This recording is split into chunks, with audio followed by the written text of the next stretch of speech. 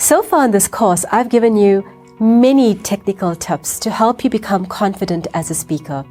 In this particular lecture, I'll be sharing with you 3 simple tips to help you become confident using some alternative techniques. Let's go through them. The first technique is what is known as priming.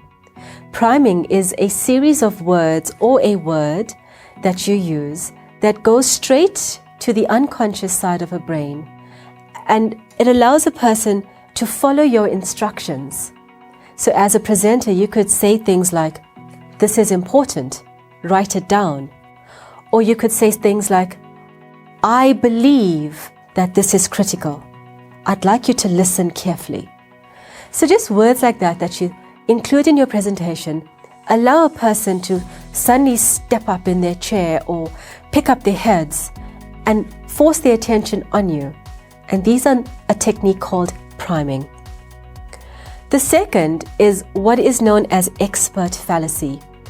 And that means that a person decides whether or not to trust you, whether or not you're coming across as being confident based on how you look. And that means you need to start paying attention to your clothing and your dress as you present to your audience. So let's look a little bit at dress, and this refers both to male and female. So firstly, what should you not do?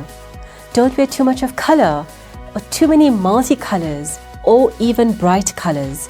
It's too distracting to the audience, and so the attention is on your clothing versus on your message and you as a speaker.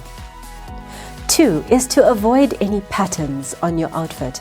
Again, it just is too distracting and you want your focus to be on you. Avoid too much of excessive jewelry, loud, clunky jewelry, and this includes your necklace, your bracelets, bangles, earrings. Avoid too much of stripes on your clothing. And finally, pay attention to the type of shoe that you wear on the stage. Most stages have tiled or floorboards, wooden floors, and if you're wearing a very noisy shoe, it makes a clunky noise as you walk, and that could be distracting to your audience. So what should you do? And now let's talk to females. Be a bit more conservative with your jewelry and your makeup. Leave all the jangly, jingly jangles, noisy jewelry at home. Carry along a spare stockings in case the one that you're wearing, if you are wearing stockings, gets torn. Keep your hemline straight, so have a look at yourself as you leave your house. Wear comfortable shoes that you can walk up a staircase or on the stage. Make sure that your buttons are in place. If on the day you're not going to be using a handheld microphone and it's going to be a microphone that needs a transmitter, ensure that you're wearing a belt or a pants that the transmitter can go onto. Ask the host who will be in your audience and dress appropriately for the audience. If the audience is going to be casually dressed or smartly dressed, your aim is to dress one level higher than what the audience will be dressing. Now let's look at the do's when it comes to men. For men, avoid speaking with stuff in your pockets. It doesn't look good when you have cell phones, wallets, your keys. It gives you this bulky look, and again, it's just distracting from an image point of view. Strategic zippers needs to be zipped up. Also avoid excessive jewelry. Socks, you have a flair with this, colored versus happy socks versus whatever looks good, and you can happily go with your personality.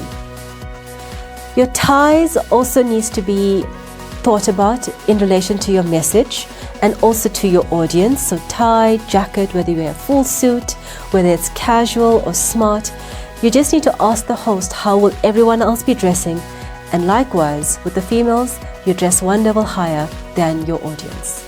And finally, for this section, the final tip, number 3, to help you be a bit more confident is to have a persuasive face. Watch yourself as you record yourself on video and see if you come across as too tense. Do you have too many frowny lines on your face? And learn to engage these muscles on your face to soften your look and make you be a little bit more friendlier and relatable as a speaker. So there you have it, 3 tips to help you project more confidence as you speak. Let's now get to the next lecture in this section.